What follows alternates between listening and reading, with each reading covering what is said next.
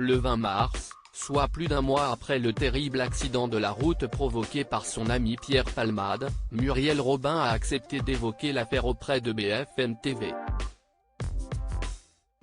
Rapidement, la comédienne a fait part de ses pensées dirigées vers les victimes du drame. En 2019, l'humoriste de 54 ans écrivait son autobiographie, « Dites à mon père que je suis célèbre ». Dans celle-ci, il racontait un souvenir en commun avec la femme d'Anne Lehnen, qui s'énervait contre lui à cause de sa toxicomanie. Muriel, elle aussi, remarque que je déconne, lançait Pierre Palmade dans son ouvrage, après avoir parlé de Jacqueline Maillan, qui avait remarqué qu'il consommait de la cocaïne. L'humoriste de 67 ans, qui connaissait un franc succès sur scène, comptait alors sur lui pour créer, à quatre mains, de nouveaux sketchs. On est censé se retrouver 2 ou 3 fois par semaine pour travailler, mais j'annule de plus en plus souvent nos rendez-vous, expliquait l'auteur du livre, en reconnaissant que lorsque il est présent, il est bon à rien et ressemble à un fantôme à cause de ses redescentes. De quoi agacer Muriel Robin, incapable de contenir sa colère. Tu as vu ta tête, Pierre ?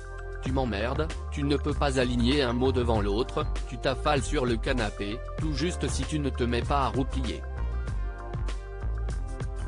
On a du boulot, et toi, tu cours, lui avait-elle reproché, hors d'elle.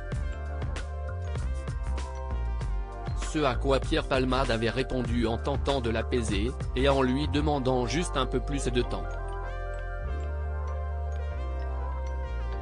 Supérieur à Pierre Palmade, Muriel Robin, Michel Larocque, Véronique Sanson. Les femmes de sa vie, une réelle inquiétude camouflée par la rage, rien de ce qu'il pouvait lui dire ne parvenait à calmer la femme d'Anne Lehnen, désespérée par la situation et par le mode de vie de son ami. Plus de temps pour que tu me sortes des idées à la con, ça ne m'intéresse pas. Va te laver. Le corps, l'esprit, les neurones. Et après, tu reviens, avait-elle rétorqué, cash. L'humoriste de 54 ans, qui était clairement dépendant de la drogue, ne voyait que sa colère, mais avec le recul, il est parvenu à se rendre compte qu'elle était inquiète pour lui. Et cet énervement fait écho à celui ressenti par la comédienne après l'accident de voiture qui a fait 3 blessés, le 10 février.